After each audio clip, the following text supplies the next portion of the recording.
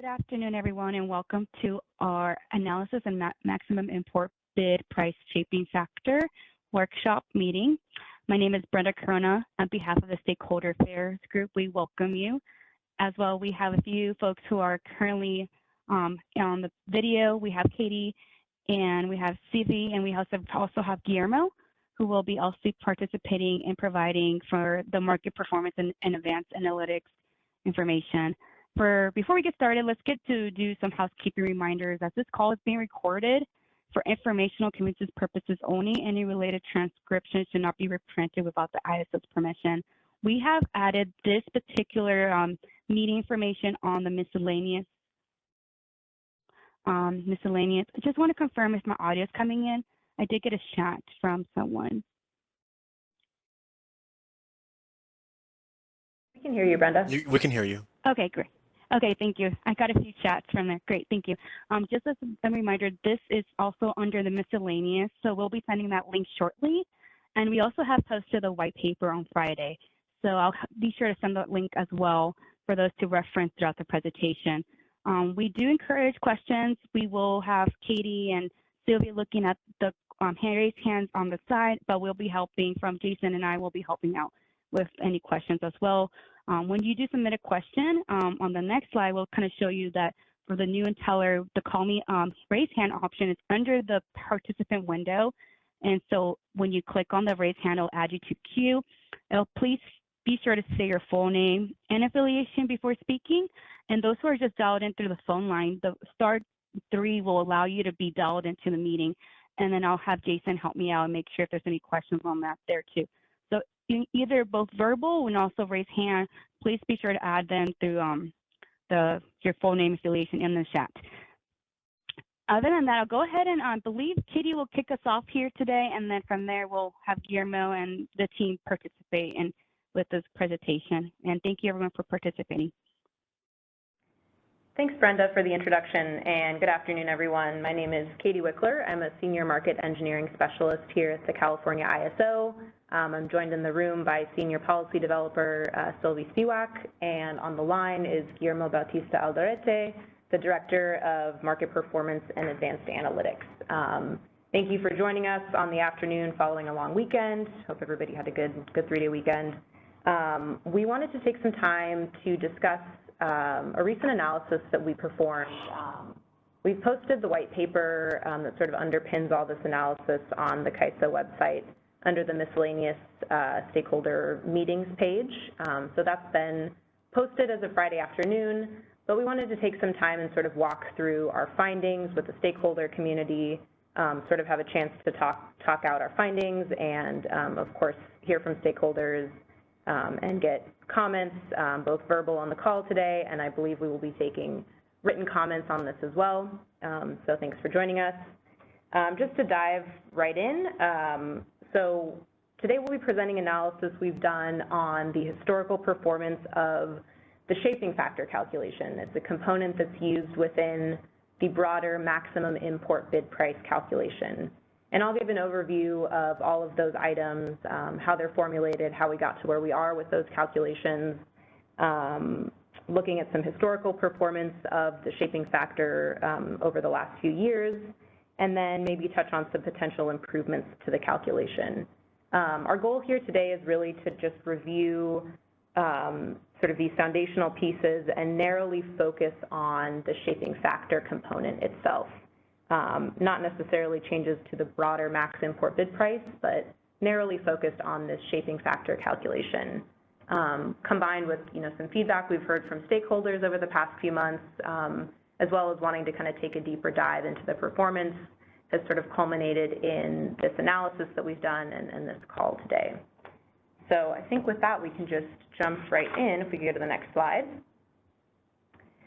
So just some foundational background here, and folks who have been tuned into recent policy proceedings may already be familiar with some of this, but just to reiterate here, so the FERC order number 831 that was issued in 2016 directed ISOs to allow energy bids that are cost verified above the soft offer cap of $1,000 up to the $2,000 hard cap. So to comply with this order, we opened up a stakeholder initiative called FERC Order 831, Import Bidding and Market Parameters to comply with the order. There were various different components that were introduced as part of that initiative, but one of the components was this maximum import bid price calculation. This was effectively proposed as a way to screen import and virtual and supply bids above the $1,000 cap, to sort of give them a basis and cost verification that we wouldn't otherwise be able to do. So the max import bid price is intended to represent the price of energy outside the CAISO BAA, the prevailing bilateral prices on the market, using two of the main hubs that are traded, the Mid-Columbia hub in the north and the Palo Verde hub in the south.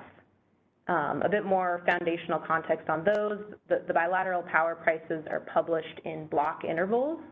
So on-peak and off-peak, with the on-peak block is 16 hours and off-peak block is 8 hours.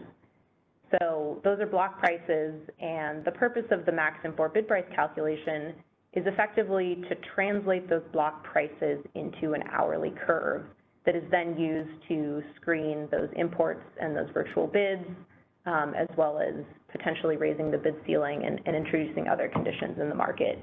But really the point is to translate those block prices into something that's, more representative of an hourly curve, sort of mirroring the fact that we produce hourly prices in our market. Next slide, please.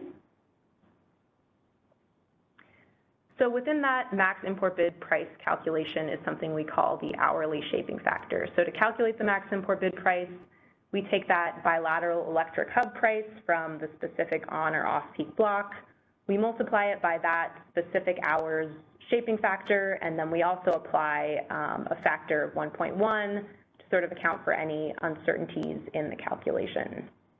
So just to reiterate sort of the current formula that we have for the hourly shaping factor, we apply that as 1 plus the hourly day-ahead SMEC of the current day minus the average day-ahead SMEC of a high-price period divided by that same quantity, the average day-ahead SMEC of the high-price period.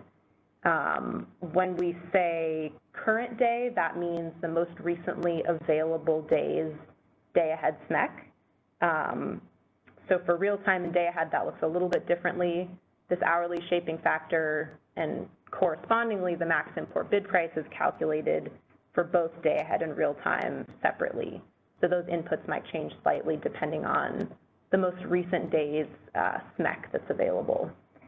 And I'll get into some details about these inputs as well.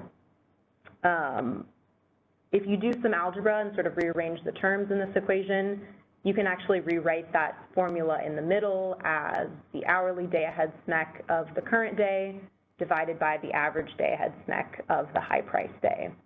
That average reference is taken as the average of either the on-peak or the off-peak set of hours, depending on the hour that the shaping factor is being calculated for. When we say high-priced, we mean the most recent day where at least 1 hour of that day's SMEC was above $200. So $200 within sort of some bounds of seasonality is our reference for determining that high-priced day. A couple more just notes on the max import bid price. Like I said, it's intended to approximate those prevailing bilateral prices outside of the CAISO's area. We use it to screen the import bids. We also use the max import bid price as a reference to scale the penalty prices that are used in the market. So if the max import bid price exceeds $1,000, we correspondingly scale the penalty prices that are used in the market up to the $2,000 cap. So it has a couple different usages currently in today's implementation. Let's go to the next slide. So the current implementation of the logic, the way we calculate it currently, is aligned with sort of the intent in the revised final proposal in the policy that was solidified back in 2020. through the different iterations of the policy, the CAISO had contemplated different ways to derive that shaping factor. We ultimately landed on the formula that I just described in the previous slide, and so that final iteration was captured in the revised final proposal. It was captured in the external business requirement specifications that we published prior to implementation. It was also captured in the BPM for market instruments prior to implementation. We go to the next slide. We've heard from stakeholders who've highlighted that the formula in the tariff can result in a different formulation than what I just described, what's captured in the BPM and the policy documents. So I've included the relevant tariff language here. If you sort of take a literal reading of this snip of the tariff, you could derive the hourly shaping factor in an alternative manner as the hourly day-ahead SMEC of the high price period divided by the average day-ahead SMEC of the high price period. So here, really, the key difference between what I just walked through and what I'm showing here is that numerator reference for the hourly day-ahead SMEC of the high price period is different than the hourly day-ahead SMEC of the current most recent day. So, you know, while we feel that the tariff language that describes the shaping factor kind of gives this high-level overview of the formula, it points to the BPM for further detail, which captures what I've shared previously. You know, in sort of some of the material I'll walk through next, we believe that the current shaping factor formula may have some opportunities for improvement. One thing I'll note is that these two formulas actually yield the same results when the current day is the same as the high-priced day. So in some of the results that we'll walk through, you'll see that these two different formulations, if you will, actually yield the very same results, which is an interesting outcome. And sort of what we're seeing, and we'll walk through in more detail, is the main differences between these two formulas really arise when you're entering and exiting high-priced periods. So the differences in these two formulations are really only material when the resulting max import bid price is above $1,000. So if the max import bid price is below $1,000, the quantity is pretty much immaterial to the market. It's not used anywhere downstream. So that's sort of where we focus on in this analysis. I see we have a hand, so maybe I'll stop for a moment so we can take that. Yeah, this is Michelle from the CPUC Energy Division. Going back to your previous slide where you say, you know, that your policy was in the revised final proposal, in the business specifications, and in the BPM for market instruments, can you explain why, how a shaping factor could be something other than one, and what CAISO's intent was there, if that was your intent? Yeah, thanks, Michelle, for the question. And I may actually ask you to hold on to that because we do have a couple slides where we talk through our thoughts on that and some more kind of mathematical interpretations of that in a bit later in the presentation. So if you wouldn't mind holding on to that question, I think it might be answered. Okay, well, I mean, I guess I would just say that, you know, the Market Surveillance Committee had done some analysis to point you guys to a previous day, but I don't think they ever intended the shaping factor to transform it. And I'm not sure anyone thought that that's what we were doing. So it seems to me that the tariff language was more consistent with the shaping factor, and the, you know, the BPM and other things were not really consistent with the shaping factor, but I'll save the rest of my comments for later. Thanks. Thanks, Michelle.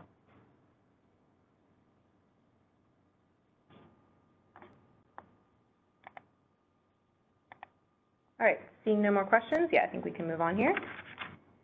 So jumping in a bit more to the details here. So the analysis in this section, I'll first go over a comparison between shaping factor values and materialized CAISO prices, and then we'll look at the differences in those two different interpretations of the formula. So if you take, you know, the currently implemented formula versus what I'm calling a sort of literal interpretation of the tariff language, you know, we dug into what those differences actually look like, especially during high price periods. So we'll go over that, and we'll go over some of the takeaways from this section as well. Let's go to the next slide, please. So one of the first things we wanted to sort of cover here was, you know, how best do we quantify how well the shaping factor has performed? So I think it's important to note at the onset here that the shaping factor is sort of a unique component with a very specific and precise usage within the CAISO market and its processes. It's sort of unlike anything else we have, and so, you know, there's not really one good data point to compare against it to assess its performance. But, you know, the broader assessment of the shaping factor's performance should be really how it impacts the max import bid price values and how those compare to market prices. We have performed some of that analysis in other recent venues. I wanted to sort of keep this a little bit more narrowly focused on the shaping factor itself. And so, you know, we thought we could compare the shape of the shaping factor with the shape of realized CAISO prices to sort of give that reference of the performance of the shaping factor. The shaping factor is sort of intended to provide a pre-market estimation of market prices in order to decompose those block bilateral prices. And so a comparison to sort of realized market prices can signal potentially its effectiveness or lack of effectiveness in estimating that shape. And so what we did was we used sort of a simple normalization formula to sort of compare those two prices on the same scale. The shaping factors are in you know, a unitless measurement, so in order to effectively compare them to realized prices, we had to do some sort of normalization. So if we go to the next slide. Here is one of the results of the normalization. So here this is showing normalized day ahead hourly shaping factor values for both what I'm calling the current formulation, which is what we have currently implemented, and the literal formulation, which is what I highlighted a few slides ago, that sort of literal reading of the tariff, where you're only using those high price days to inform the reference of the shaping factor. So I'm comparing those normalized values against normalized day ahead SMEC prices. This is the energy component of the LMP. For the January 2024 cold snap period. So January 12th through the 17th, sort of entering and into the middle of that, that long weekend and that cold snap period. Let's see, so what we saw here is sort of interesting. The curves, all three of the curves were pretty well correlated during the peak hours, the midday and the afternoon ramp. And we're sort of seeing the greatest divergence between all those different normalized values during the early morning and the later evening hours, effectively the off-peak hours. Sometimes that literal shaping factor, which is a bit hard to see these colors, but you'll see that trended in blue. Sometimes that tracks a bit more closely to the normalized SMEC in green. Sometimes the current implementation tracks a little bit more closely. Sometimes the two different variations track exactly the same, like you see in the 15th through the 17th. Those formulas actually work out to be the exact same numerical values. So they, of course, track each other very well, but maybe not perfectly the normalized SMEC. So, you know, of course, it's difficult to get a shape that sort of tracks that perfectly because, like I said, we're trying to do sort of a pre-market estimation for these prices. And so we have the benefit of comparing these counterfactually after the fact. So it's sort of an interesting reference to look and see, you know, how effective are these shaping factors sort of performing here. I'll pause there and see if we have a question. Hey, this is Michelle Quito. Sorry, I think I'm going to have to make my comments now because I have a 2:30 meeting, but I would note that on page 20 of your report, it says, consequently, it is important to adjust the current shaping factor logic to have a consistent reference of prices used in both the numerator and the denominator. And if we want to implement this quickly, it seems like we have, sorry, I'm just going to do this quickly, two options, one of which is to use the reference day that that's in your tariff, which would be the most recent day with a price over 200. And it seems to me that you could do that immediately because that would be consistent with your tariff. If you wanted to do something else, it would obviously take a tariff amendment and would take a long time. So I think that this is just, it seems important to do this because, a shaping factor different from one doesn't really make sense. And you have the ability to do this because using the most recent day would be consistent with your tariff. Otherwise, keeping it as is seems somewhat inconsistent with the tariff. And that's my comment, just because I have to drop off. Thank you so much. Thanks, Michelle. Yep, appreciate the comments, and you may not have to drop, but we will get to some of those points, I think, a bit later in the deck. I think some of the items that we sort of explore are categorized in maybe more near-term refinements. Some might require some longer-term discussion and analysis and consideration. So thanks for those comments. Let's go to the next slide, please. Okay, so same metrics here, just for the September 2022 period, the heat wave around that long holiday weekend as well. Sort of seeing some similar results in terms of better correlation during the peak hours and potentially poor correlation during the off-peak hours. Notably, these prices have a different shape to them, representing sort of different seasonal conditions, summer versus winter prices that we saw on the previous slide. I'll also note that the normalized current and literal shaping factor values are equivalent for all days of this period, because the reference to the current day's day-ahead SMEC is actually the same as the reference to that high-price day's SMEC. So those two curves are actually just perfectly overlapping. I didn't include the metrics on the real-time price comparison in this slide deck. Those are available in the analysis. We did the same thing to basically normalize the RTPD SMEC compared to the shaping factor that's calculated for the real-time, and sort of looked at that comparison. In general, the RTPD SMEC prices are a bit jumpier when they're normalized because of some sensitivity to outliers and sort of general price separation between the markets. So those are available to peruse in the paper if you'd like. Go to the next slide. Okay. Don't see any hands, so I think we'll just keep moving along here.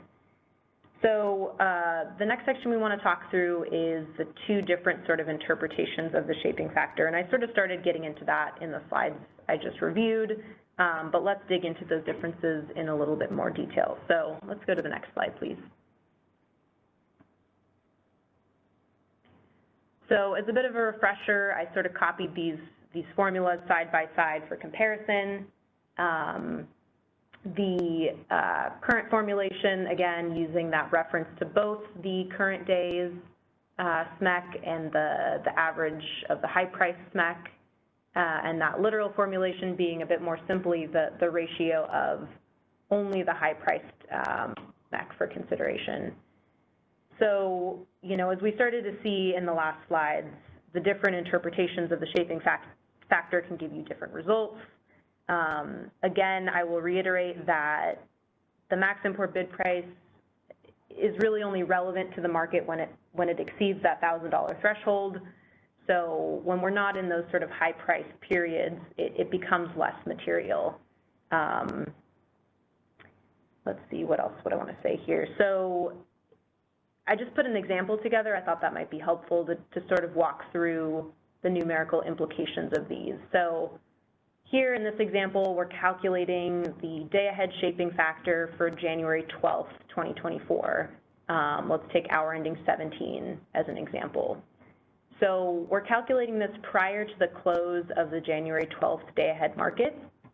So our latest available day-ahead SMEC to represent that current SMEC is from January 11th. So, you know, one of the consequences of the day-ahead formulation is that we have to use sort of a stale, one-day stale input for that current day. So that most recent day is January 11th, and then it just so happened that the last high-price day within the winter season was January 25th from the previous year. So 2023, that was the latest time within the winter season that we had a high-price day above that $200 threshold. So with the current formulation, we would take 1 plus the quantity of the hour ending 17 SMEC from January 11th. We'd subtract the average January 25th SMEC from the on-peak hours, so aligning with the same WEC definitions of on-peak and off-peak. We take that to be hour ending 7 through 22. So subtracting that average and dividing again by the average, we get a shaping factor for hour ending 17 of 0.67. Conversely, with what I'm calling the literal formula, we're simply taking the hour ending 17 SMEC from January 25th, 2023, and dividing by the average SMEC from that same day of the on-peak period. So conversely, we're taking a value of 184, dividing it by 152, and we get a shaping factor alternative value of 1.21. So you can sort of see, you know, just by this sort of isolated numerical example, how these two formulations might give you, you know, pretty different shaping factor results. Yeah, let's go to the raised hand.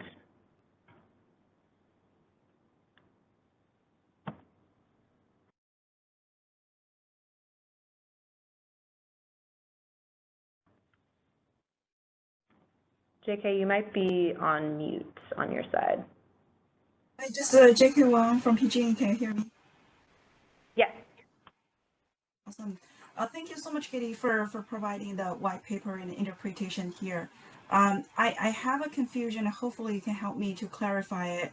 So I thought in the beginning, when I look at the two formulations listed, I thought there was an error using the average value. Sorry, not the day ahead value instead of the high price day value, because basically they normalize the numerator with a different denominator.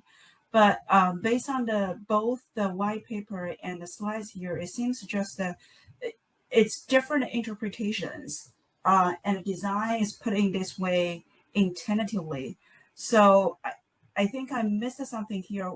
What is the reason that we have the current formula? Like, why we designed it in this way, not to use the numerator of the high price day in the first place?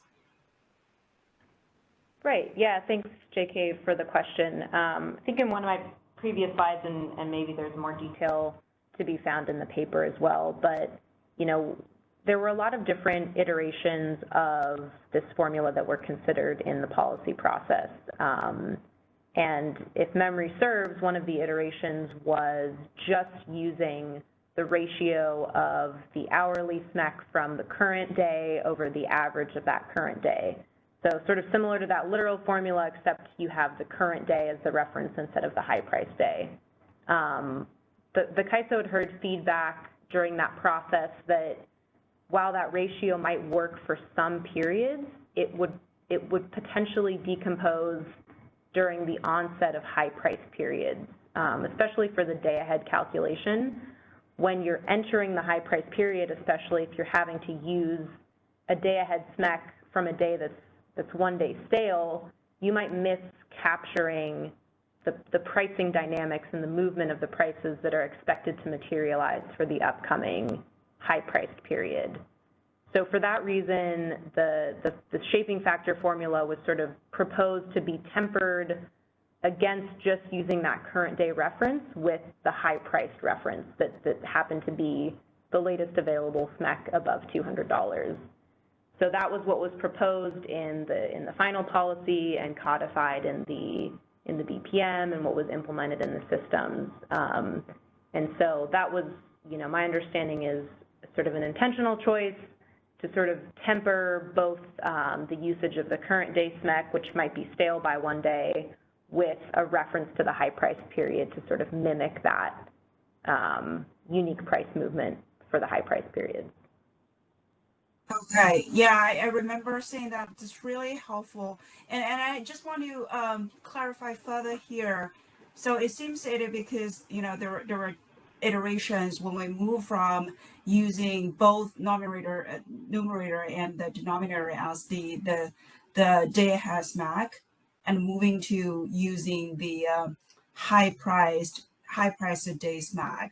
But at a point, you didn't think, or the Kaiser's policy didn't think to use the high price MAC in both numerator and denominator, but only normalize the current day ahead SMAC against. So it seems, I guess my questions are, I wonder why don't you use the, like what described seems in the tariff directly, but you kind of like compose the two data set at the same time.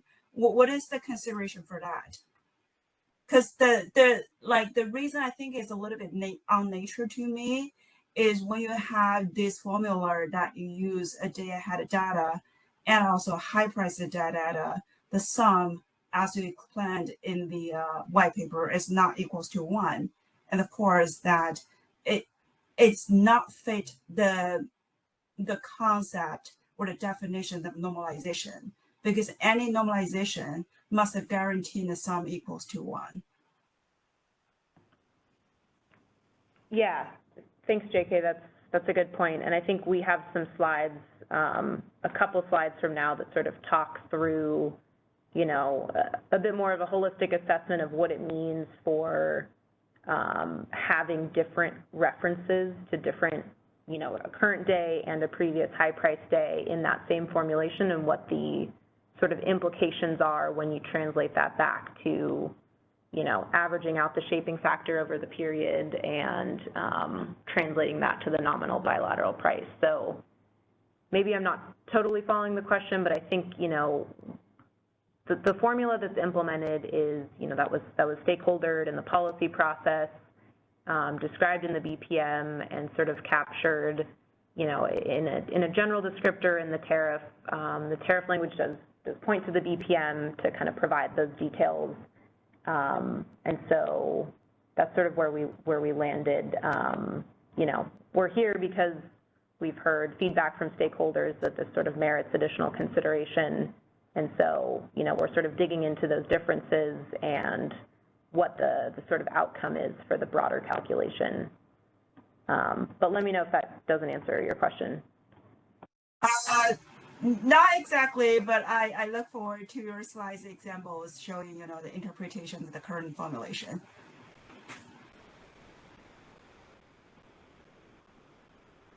Thanks. Thank you.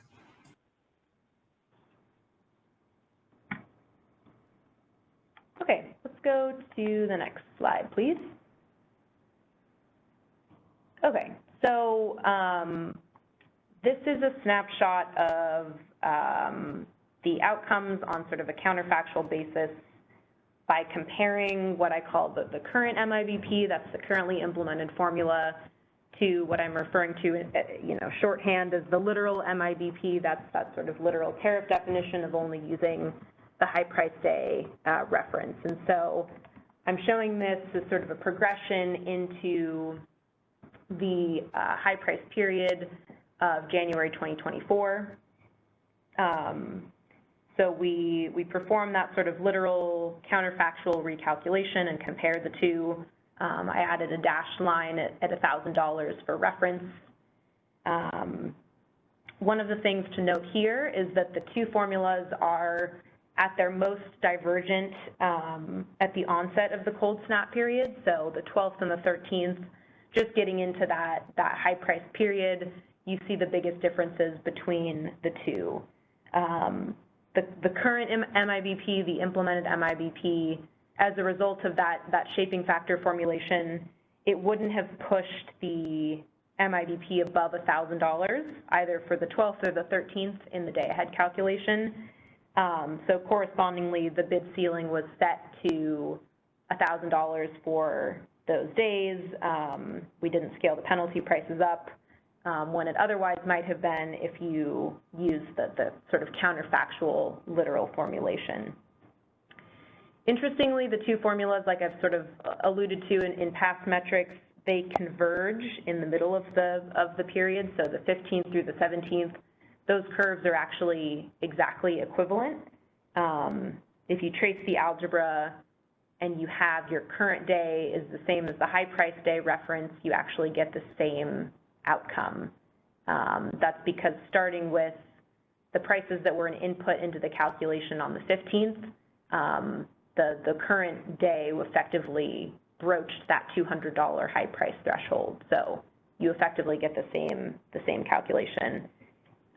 Exiting the high price period, you see a little bit of divergence there starting on the 18th, 19th, and 20th, although at that point we're sort of past the high price event. And so either formulation is going to yield a value below 1,000.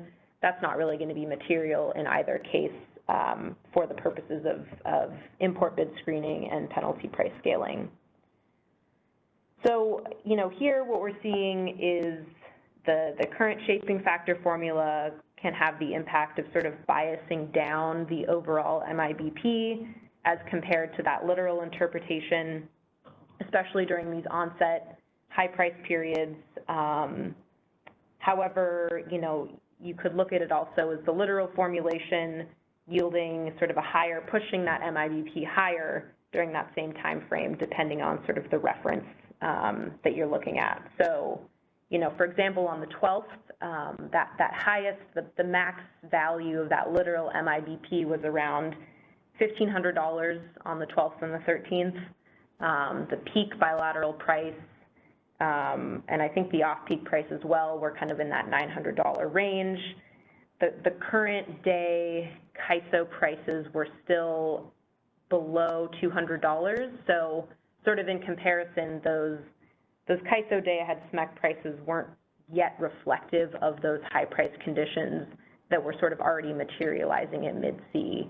So unlike, if we were to look at the same chart for the September 2022 period, we're seeing a little bit more correlation at those times of both the bilateral market prices and the CAISO day-ahead SMEC prices, whereas here, it took a few days for the CAISO day-ahead SMEC prices to really broach that higher price threshold in alignment with where the bilateral prices were moving.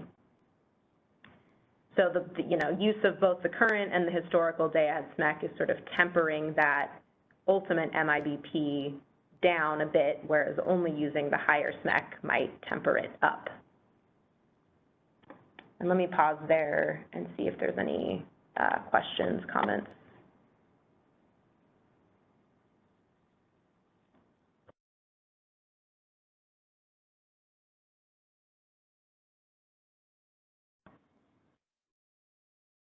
Hi, this is Catherine Stockin. My colleagues could probably, ask a question more intelligently than I can, but I'm wondering, do you multiply it by 1.1 in both of these scenarios? Yes. Yeah. So this is taking the shaping factor times the bilateral price times 1.1. And so you'd get a different result if you didn't multiply it by 1.1. Right. Yeah. You'd be, what, I guess, 10% lower without that margin. Okay. Thank you. Yeah, sure. Yeah, that's, applied each hour. Hopefully that helps.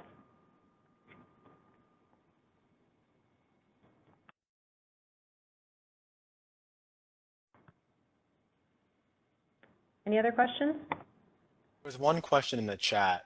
I'm not sure. Brendan said question received, but if you want me to read it out loud, just let me know. Yeah, let's see. I got it right here. Question from C.D. McLean. Has the CAISO considered evaluating statistical distributions of price jumps and/or pricing regime state transitions? Thanks for the question. Not sure if I'm fully tracking the ask here.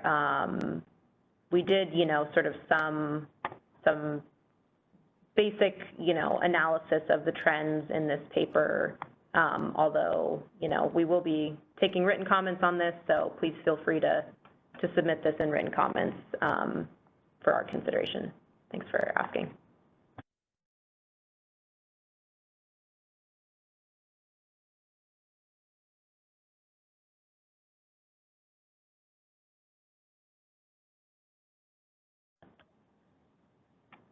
Okay, I think we can move on to the next slide.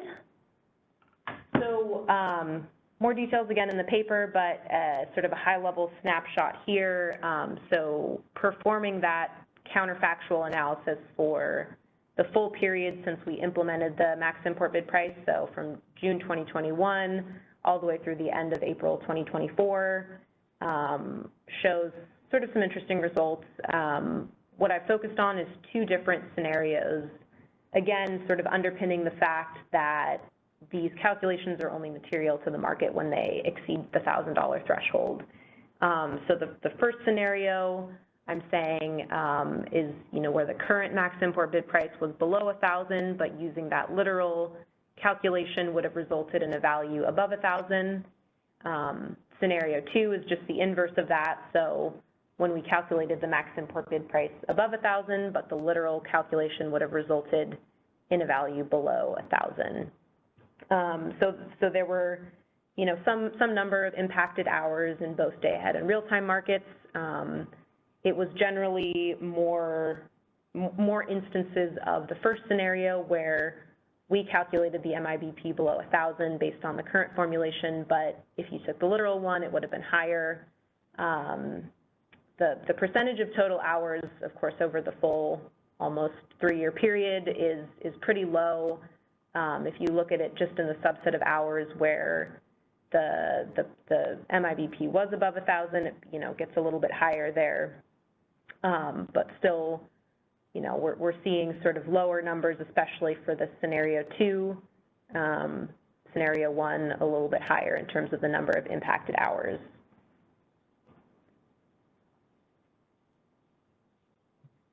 Go to the next slide.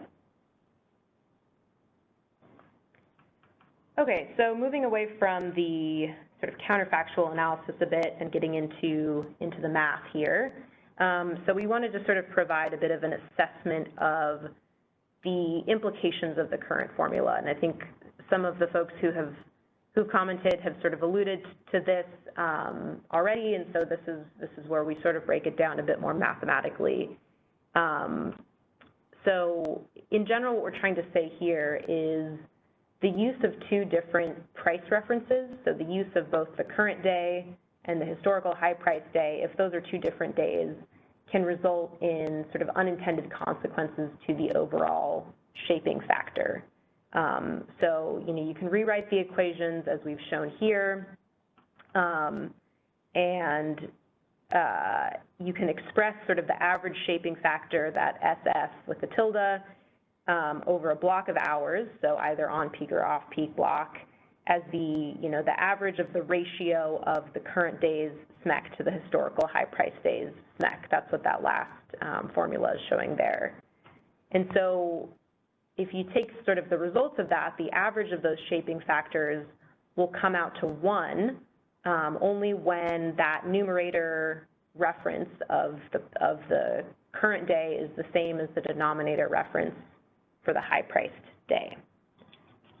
If we go to the next slide.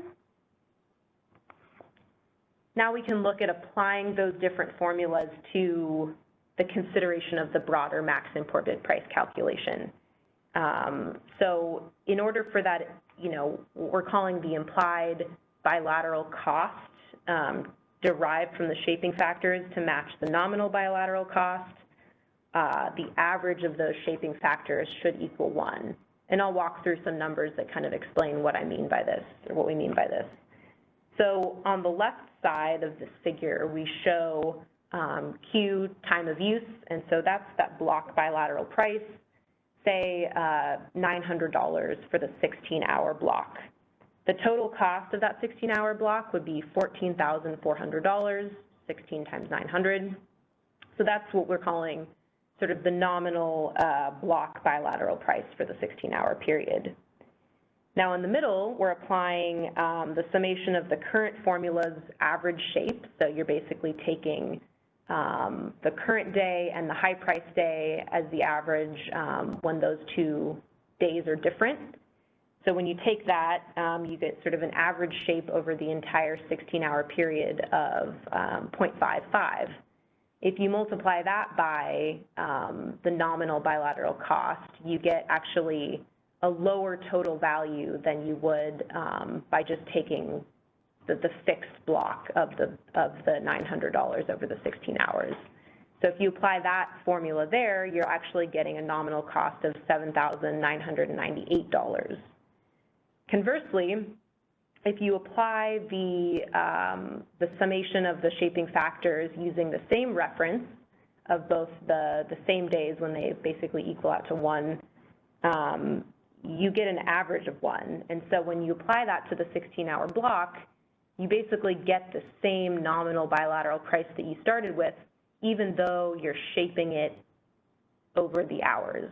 And so sort of based on this, we're showing that the current logic of using a reference day for the numerator and a different reference day for the denominator can introduce some inconsistencies that can result in either higher or lower price cost spreads depending on what your inputs are to the shaping factor. So, you know, sort of based on this analysis, we feel it's relevant to adjust the logic to basically be, at the very least, consistent in the days that are being folded into that shaping factor calculation.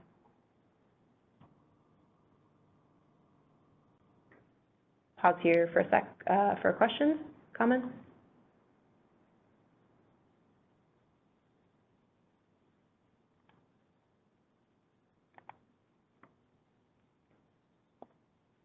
Okay, let's go to the next slide. So this is sort of, you know, wrapping up some higher level thoughts here, you know, areas for potential future consideration. And so, oh, let's see, I see a hand from JK. Why don't we go to that before jumping in here? JK Wong from PG&E. Thank you so much for showing the analysis and the slides. I think the previous slides was really helpful. But I want to get our insights here for an average that does not equal to 1 for the shaping factor. What does it mean to the market? Like you explained very well in the beginning that the purpose of the shaping factor is to translate the 16-hour block to an hourly value of the price. So I would like to have your insights and also to the stakeholder here, like if we have a shaping factor which average is not equals to 1, what it means exactly when the translation, what do we miss there? Thanks, JK. That's a good question. You know, I think at its core, you know, my understanding is it's just a different way to apply that shape. You know, there's many different ways that you could decompose the block price down to the hourly granularity. And that's sort of one formulation that we landed on that takes, you know, attempts to sort of temper the reference of the current day with the use of a historical high-priced day to sort of reflect those upcoming high-priced conditions. And so, you know, after sort of looking at these counterfactual analyses and sort of walking through the math that we walked through, you know, it does seem like sort of the ideal outcome for applying a shaping factor would be to have that consistent reference so that you are, you know, sort of as a consequence of that, averaging to 1 and ending up back at that same nominal bilateral price. But, you know, having a different formulation is simply just a different interpretation of how to basically break those prices down. And that's sort of what was initially landed on and reflects the current implementation. Okay, so we're saying that even though I'm just trying to reiterate to make sure I understand. So even though the, you know, conceptually having a nominal average that equals to 1 is mathematically preferable, but you haven't observed any significant negative impact if it if it doesn't equal to 1. Is that right? Yeah, I mean, I think it's just effectively different, you know, different outcomes, right? And I don't know, Guillermo, if you have something you want to add to that. Yes, okay, thank you. Yeah, I think you have to touch on this in different ways, and let me just go to the conclusion that I think JK is looking for. Yes, the way that we are using the current shaping factors and they are not robust or not consistent within the calculation is going to lead to one outcome, and that is the resulting MIBP prices are going to either come too low or too high, again, depending on the combination. And in the previous analysis that Katie showed up, you can see that there is a delta, right, between using this current formulation with different reference prices, in some cases leading to lower prices, and therefore, if they are lower, they may not actually trigger the condition that we are expecting to have with the MIBP. That is the end result. You may have these triggering conditions or lacking of the triggering conditions, depending on what combination of prices you are going to have. And Katie has elaborated further in terms of why we landed here. Let me be very clear on this because there have been some comments on this in the past. First, we were fully transparent.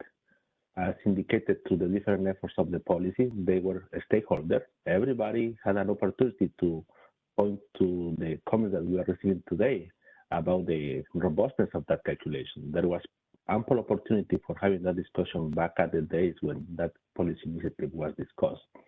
That was memorialized in the policy stakeholder processes.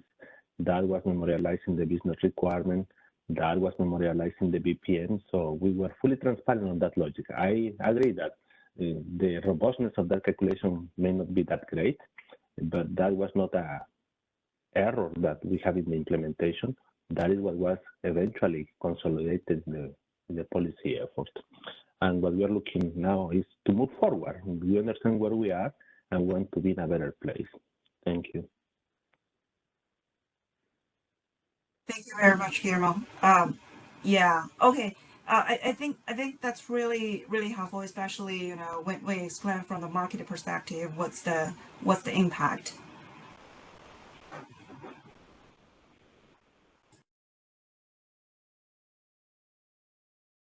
JK. Okay, let's go to the next slide, please. So, as Guillermo just touched on, we feel that there's kind of going forward some, sort of alignment that we can do in terms of the logic of the shaping factor, the alignment of those days for consistency. Longer term, there are sort of other avenues that we think might be sort of worth exploring and that we sort of start to touch on in this paper that may merit sort of additional consideration for further discussions. So I'll go through these as well, but one of them would be a bit more of a scientific assessment of what it means to choose a high price day, looking into whether there's an opportunity for different regional pricing considerations, and whether a static shaping factor might be appropriate. So let's jump into that first one if we go to the next slide.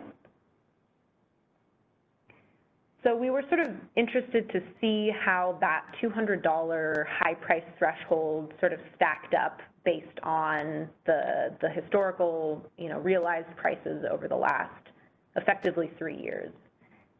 So we looked at the distribution of those prices broken out by summer and winter period for the day-ahead SMEC, that energy component of the LMP, and broke that down by year. So I'm showing a couple different references here.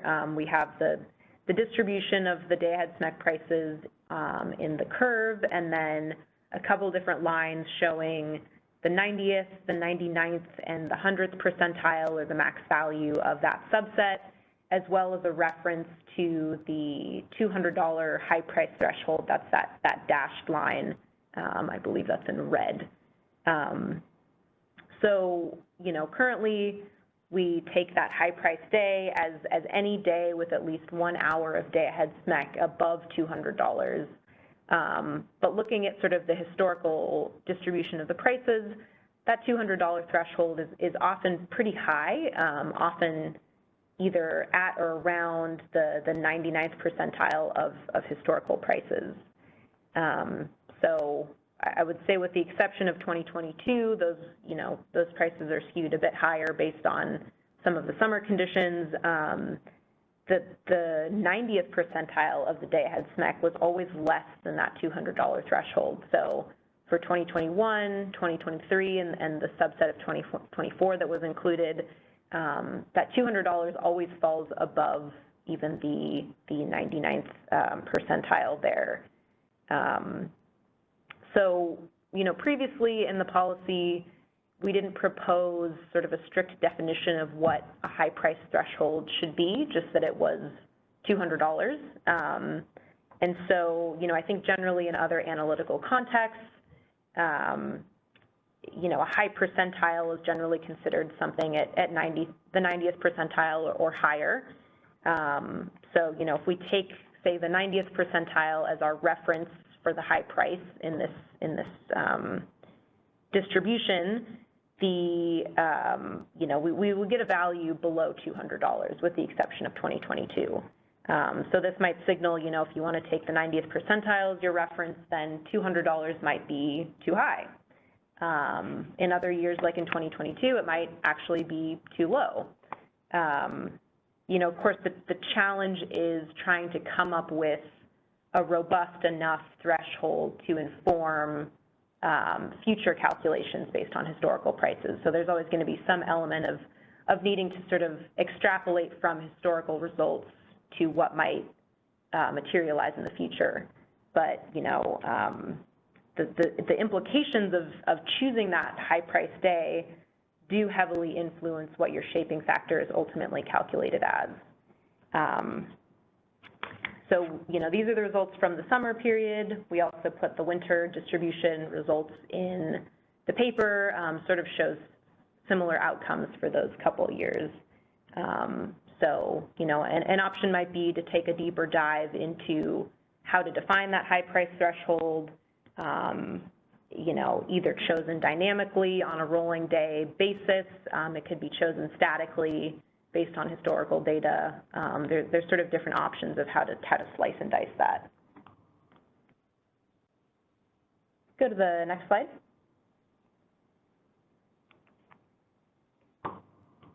So one of the other considerations, something that we've heard from stakeholders, including the Market Surveillance Committee, is that it may be appropriate to consider the impact of regional real-time prices from the broader West into the shaping factor. Currently, that shaping factor is only considering those day-ahead CAISO SNEC prices, and that may not fully capture regional price differences. So, while the MIBP is used as sort of that screening tool for imports, especially for RA imports, setting the cap on RA imports into the BAA, it is also used to scale penalty prices. That's one of the inputs that determines how the penalty prices are scaled. And that component can impact the entire market. That in turn can influence how prices materialize. It may influence the costs of resources with intraday opportunity costs, like storage.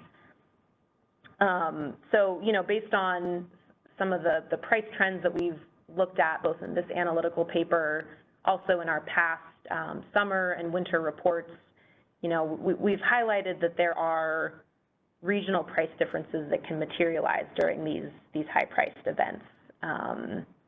You have sort of balancing some challenges between trying to get a good pricing reference pre-market to inform that shaping factor, and also needing to have one consistent input. One of the things I wanted to mention here, on the use of the day-ahead SMEC price, it was proposed originally because it gave, sort of a helpful indication of that expected upcoming price variation. At least for the real-time market, it gave a good indication of what that trade day's prices were going to be before the real-time market began. But some of the drawbacks do include, as we've sort of highlighted, for the day-ahead calculation, you have to use SMEC that's 1 day stale because you don't have that input prior to the day-ahead market. And like I mentioned, it may not be completely representative of the real-time prices that materialize across the WEIM footprint. If we go to the next slide. One of the things we sort of chewed over in the paper were, the potential to formulate a static shaping factor. So, while we still do need some sort of consistent pre-market input available for use in the max import bid price through the shaping factor, there could be an opportunity to design the shaping factor to be static, so that could incorporate some sort of reference to historical real-time prices or regional pricing differences. In previous iterations of the policy, we had proposed different types of static shaping factors. It was determined to be not flexible or dynamic enough to reflect upcoming conditions, but there could still be potentially some merit to explore different types of static formulations. It could potentially be updated on some basis, quarterly, frequently, to reflect those changes. And I will note that, even if you do take a static shaping factor, you're still retaining that reference to expected price variation through the use of that next day bilateral price. So that bilateral price is still moving to reflect what your pricing conditions might be for the next day.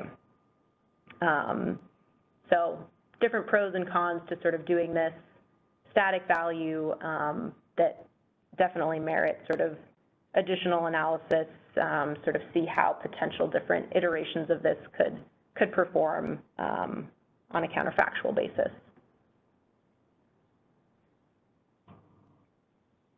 I think that's the last slide that I have. So I'll pause again and see if there's any questions. Let's go to Michelle. Hey, Michelle, a couple of questions. What's the fastest you could get this implemented? And what would be the path to that?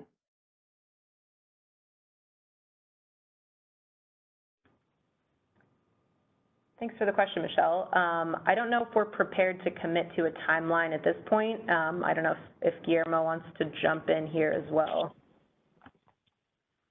Yeah, I don't think we can come with a date today, Michelle. Naturally, depending on the solution and relying on data that may be readily available, could make things easier to implement, but that is still one step ahead of us to assess the feasibility for any change. Well, I would note that if you're implementing this inconsistent with the literal interpretation of the tariff, don't you open yourself up to possibilities for requirements for refunds? So it seems like it's pretty critical. And given how fast we worked on the storage and hydro, which has tremendous implications, it seems like you guys could work really fast on this. And I'm just trying to understand, if the tariff clearly says that you use the same numerator denominator, and that would be the reference day, it seems to me that you could just easily make a BPM change and you could implement this, by July 1st or sooner. And if you use an emergency BPM, I'm just concerned that, if we wanted to explore all these other things, it requires a tariff amendment and would not be in place this summer. And it seems like you guys have said that the numerator and the denominator should be the same, and there's really no reason that shaping factor should change the bilateral index. So it seems like this should be, a top priority. And I guess I'm just not hearing that urgency in your discussion. Well, Michelle, let me unpack and go by pieces to your comment, actually. So the first one, I have to disagree plainly with you about the tariff inconsistency.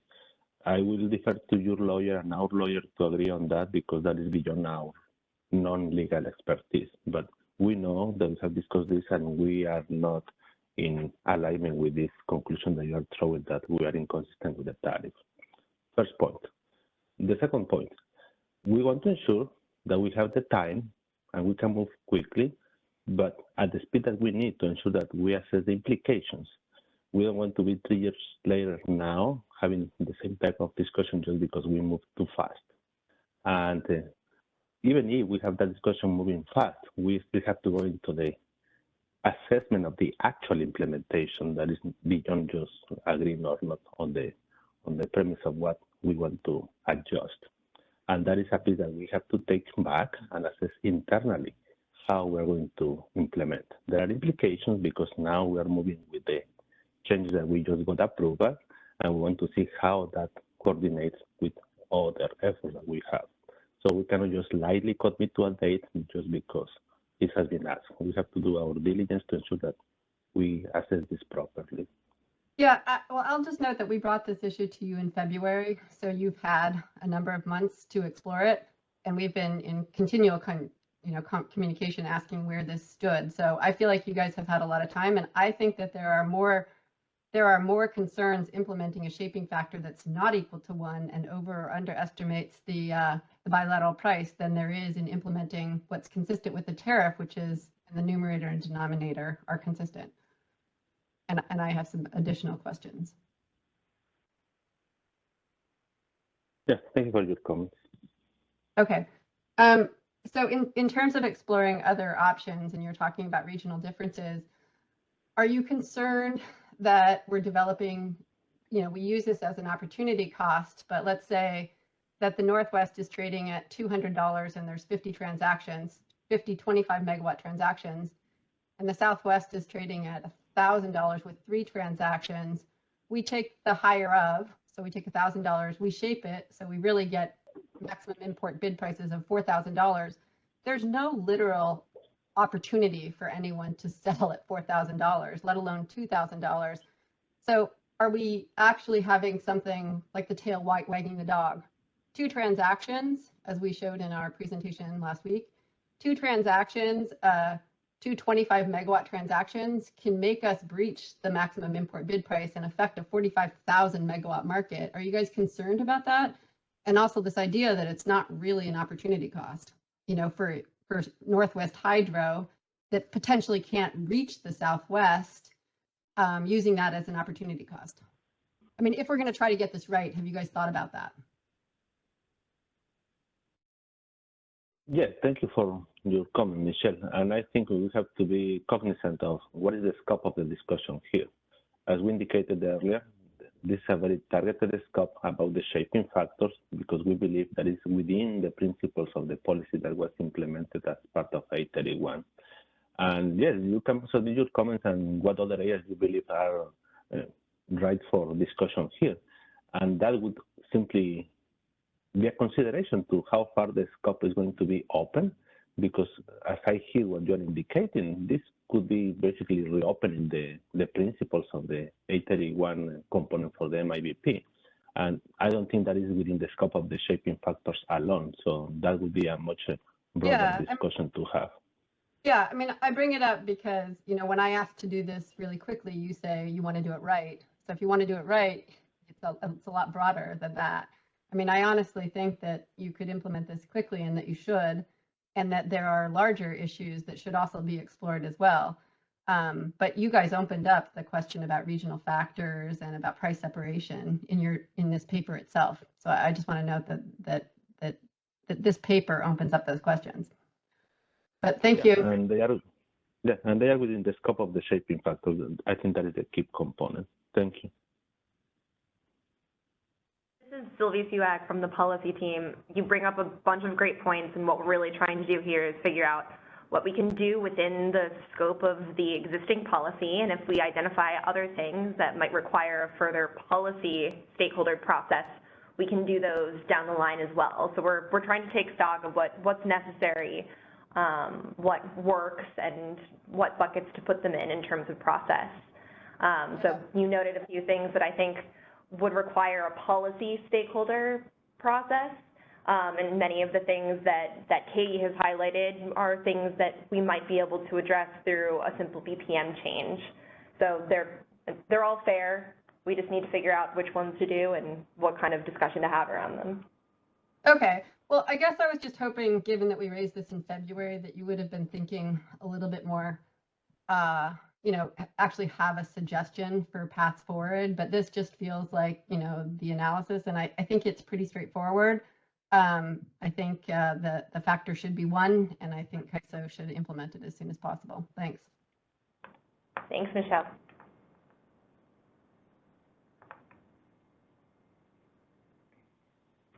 Okay, I'm seeing a couple questions in the chat. Let's see here. Was there any consideration for identifying high price days using a threshold applied to the bilateral block indices as opposed to LMPs? It's an interesting consideration. It's not something we sort of dove into, but I think if the commenter wants to include that in their written comments, that would be helpful for our consideration.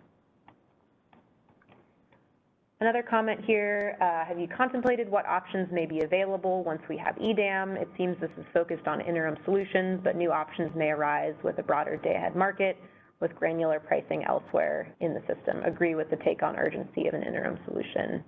Another good comment, and would also encourage you to submit that in your written comments as well.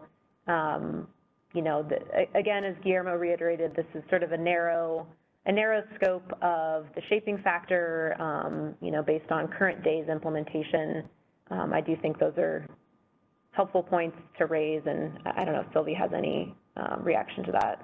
Yeah, I don't think that the original policy contemplated EDAM, and during EDAM, we didn't discuss the max import bid price or the shaping factor.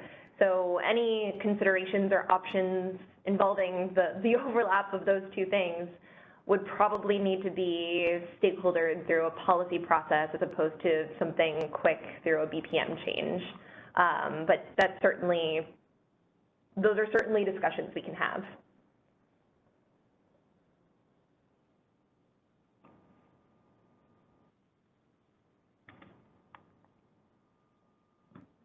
Okay, I'm not seeing any more comments in the chat. I guess sort of last call for verbal comments. If not, I will pass it back to Brenda to wrap us up.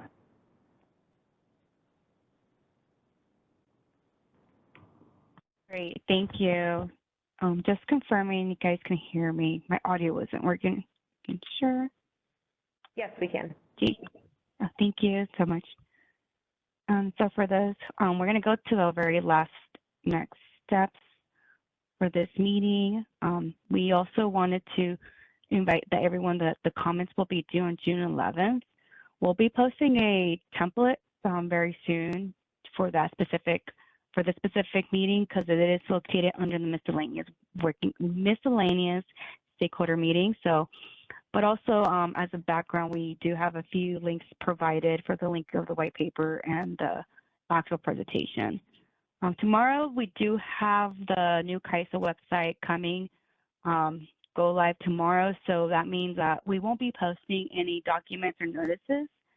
So that daily briefing that went out this afternoon just gives you more info why we're not posting anything. We do want to make sure that the CAISO website is launched successfully.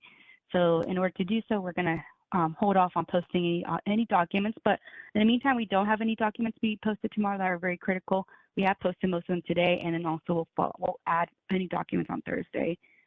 But we do have an additional training session on the May 29th, on Wednesday. I'm sorry, I have the wrong date on here. It should be May 29th, not 28th. But on Thursday, tomorrow, there'll be a morning session to describe a little bit of the CAISO website launch. So, so tomorrow, the 29th, we'll have that. And we did get one more question, Katie.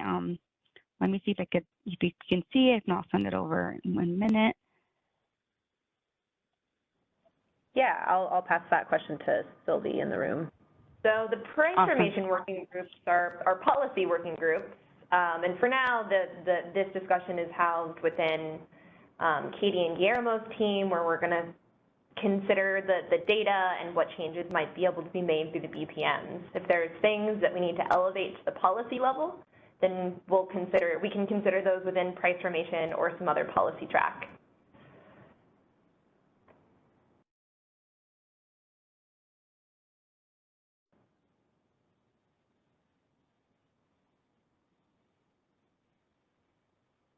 Okay, thank you. Awesome. Just as a reminder, tomorrow will be the launch of the new website. And then lastly, I don't think I have another slide. Oh, I do. I do have the stakeholder symposium coming soon. We'll send out information in the next coming weeks, but we are almost there to be able to send out information. We are working on a few stuff with the new CAISOwebsite.com, and then we'll get this registration sorted away. We thank everyone for participating, and we hope that everyone has a great day and look forward to your comments that are due on June 11th. Awesome. All right, I'll take it back to Jason to close our call. That concludes our conference. You may now disconnect.